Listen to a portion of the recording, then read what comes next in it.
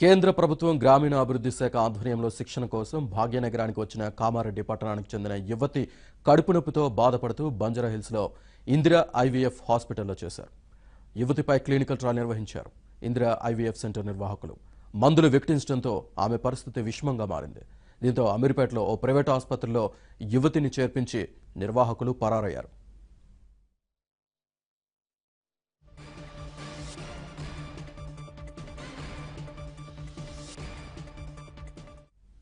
ఇదే విషయానికి సంబంధించి మరింత సమాచారాన్ని మా క్రైమ్ బ్యూరో చీఫ్ సత్యనారాయణ అందిస్తారు.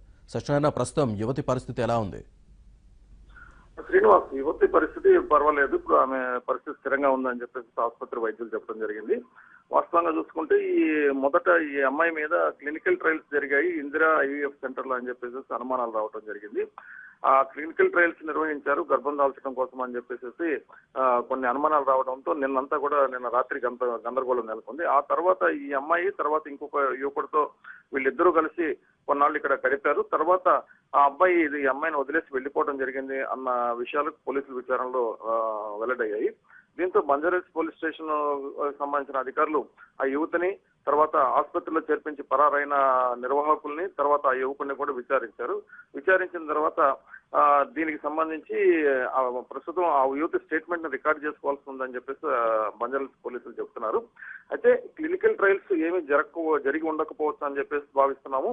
ఇది యువతి యువకుడికి మధ్య జరిగిన వ్యవహారంగానే భావిస్తున్నామని చెప్పేసి బంజారాహిల్స్ పోలీసులు అంటున్నారు. శ్రీనివాస్, రైట్. ఆమె బంధువులు ఏం చెప్తున్నారు? అసలు ఈ బంధువులు కొంతమంది మాట్లాడినంత వరకు ఏంటంటే ఈమె శిక్షణ కోసం వచ్చింది, కామారెడ్డి నుంచి వచ్చి శిక్షణ పొందుతుంది. శిక్షణ పొందుతున్న క్రమంలో మాకు ఇక్కడ అడ్మిట్ చేశామని చెప్పి ఫోన్ వచ్చింది. ఫోన్ వచ్చిన తర్వాత తెలిసింది అక్కడ యూసుఫ్గూడ ప్రాంతంలో అమ్మాయి ఒక గది అద్దెకి తీసుకుని ఉండేది అని చెప్పేసి కూడా వాళ్ళు చెప్తున్నారు.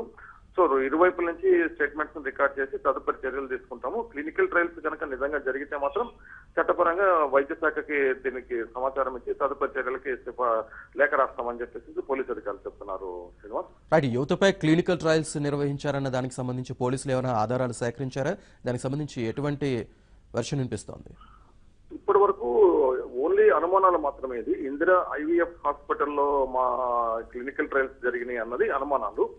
జనరల్ గా ఏంటంటే కొన్ని ప్రైవేట్ ఆసుపత్రులు ఐవీఎఫ్ సెంటర్స్ అద్దె గర్భాలని వ్యవహారం నడిచేది గతంలో. ఈ అద్దె గర్భాలకు సంబంధించి మహిళల్ని పెళ్లి కాని యువతుల్ని లేకపోతే పెళ్ళైన కొంతమంది మహిళల్ని తీసుకుని వచ్చి వాళ్ళ చేత అద్దె గర్భాలు ధరింపజేసి తర్వాత ఆ పిల్లల్ని నమ్ముకోవడం అంతా వ్యవహారం జరిగేది. అయితే గత కొంతకాలంగా దీని మీద చాలా తెలంగాణ ప్రభుత్వం కఠిన చర్యలు తీసుకుంటంతో ఇటువంటి ట్రయల్స్ ఈ మధ్య కాలంలో ఎవరు ధైర్యంగా చేయటం లేదు. సో అది అయ్యే అవకాశాలు లేదు.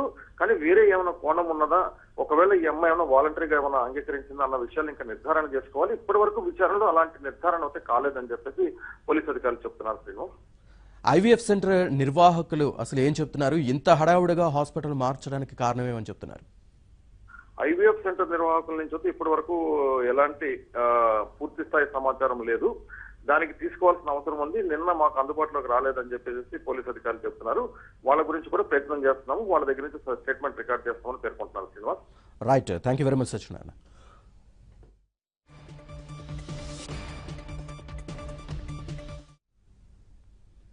ఒక్క వారంలో ఆంధ్రప్రదేశ్లో అనూహ్య పరిణామాలు. ఒకవైపు ఓట్ల తొలగింపు దరఖాస్తుల విలువ, మరోవైపు